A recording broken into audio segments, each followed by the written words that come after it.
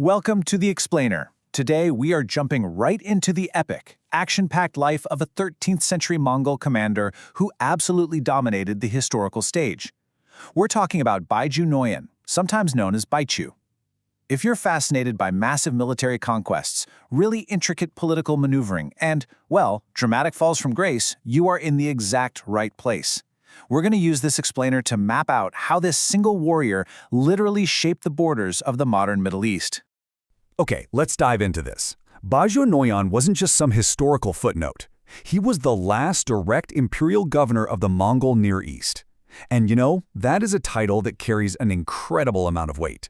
His campaigns didn't just win a few skirmishes. They permanently broke the back of standing empires across Persia, Anatolia, and beyond.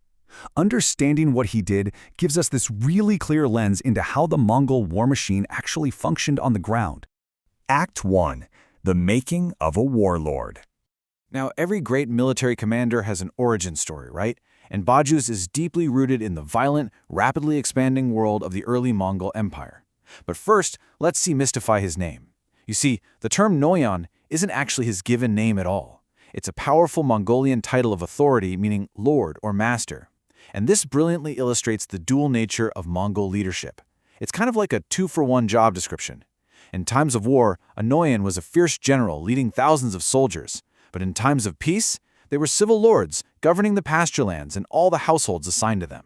So Baiju was quite literally born into military royalty. He belonged to the Besu tribe, and get this, he was actually a relative of the legendary Mongol general Jebe. But what really gave him his start was his father, a commander who served directly under Genghis Khan himself. When his father died, Baiju inherited his Minghan, which is a military and social unit of exactly 1,000 households. So he was essentially handed this massive, ready-made army unit and had the noble pedigree to back it up. Let's move to the next phase and see how this builds, because that lineage paved a direct path to power. In 1228, Baiju is cutting his teeth as second-in-command to the Supreme General Chormakhan, fighting near Isfahan. But the real turning point hits in 1241. Out of nowhere, Chormakhan is tragically paralyzed. The Mongol army suddenly needs a new leader, and Ogedei Khan taps Baiju for the job. He steps right out of his old commander's shadow and gets promoted to lead a Tamen, a massive, devastating force of 10,000 households. Baiju is now the man in charge. Act 2. The Mongol Juggernaut. Alright, so with 10,000 warriors at his back and the blessing of the Khan, Baiju unleashed a wave of expansion that absolutely terrified the region. His geographic reach was staggering. We're talking operations across Persia, Armenia, Anatolia, and Georgia. After Ogedei Khan passed away, Baiju started taking his orders from Batu Khan, and his crowning achievement during this whole period? Completely breaking the powerful Seljuk Sultanate of Rum. He hit them so hard that they totally folded and became a vassal state of the Mongol Empire. He even threw his weight around to force the release of regional nobles like David VII Ulu. For all intents and purposes, he was the undisputed kingmaker of the Near East. To put this unstoppable momentum into perspective, just look at this timeline. It's wild. In 1243, he scores that massive victory over the Seljuks at the Battle of Koseda. Literally the very next year, 1244, he's at the gates demanding the submission of the Principality of Antioch. By 1245, he's launching brutal raids against the mighty Abbasid Caliphate in Iraq. And come 1246, his Tumans are raiding deep into Syria. It is just a relentless, year-by-year hammering of every single neighboring state. But you know, the Mongols didn't just conquer through brute force. They also engaged in some pretty high-stakes diplomacy. In 1247, an embassy from Pope Innocent IV, led by a guy named Assellian of Lombardy, arrives to meet Baiju at Sizian. The Pope is basically trying to figure out who these unstoppable conquerors are. But immediately, there is a massive clash of cultures.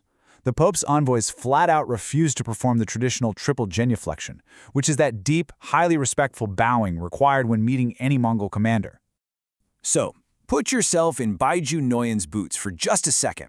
You are the supreme warlord of the Near East. Literal kings bow to you on a daily basis. And this foreign delegation just walks right into your camp and refuses to show you the customary respect. How do you think he reacted to this? Oh, he was furious, absolutely livid. Baiju didn't just reject them, he insulted the Pope directly to their faces. Showcasing his total arrogance and unquestioned regional authority, Baiju essentially told the envoys to march all the way back to Rome and tell the Pope to submit to Mongol authority.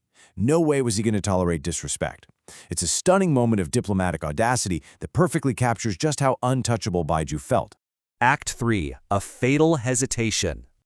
Now, what's really interesting about this slide is the contrast, because unchecked power rarely lasts forever, especially in an empire as vast and politically volatile as the Mongols.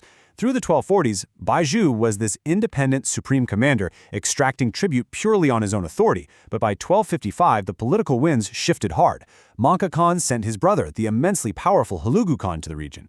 Hulagu actively reproached Baiju, claiming he failed to extend Mongol power far enough. And just like that, the supreme commander is suddenly demoted to a subordinate role.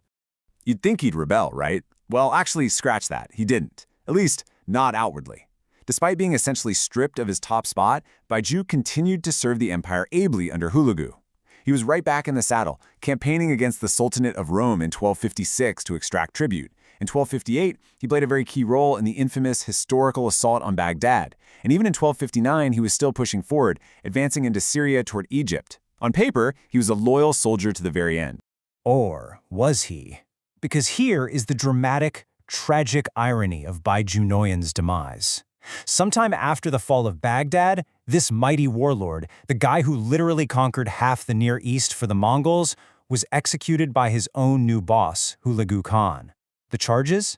Well, Hulagu accused Baiju of hesitating to join the Baghdad campaign and, even worse, of holding secret treasonous correspondence with the enemy, Caliph al-Mistasam.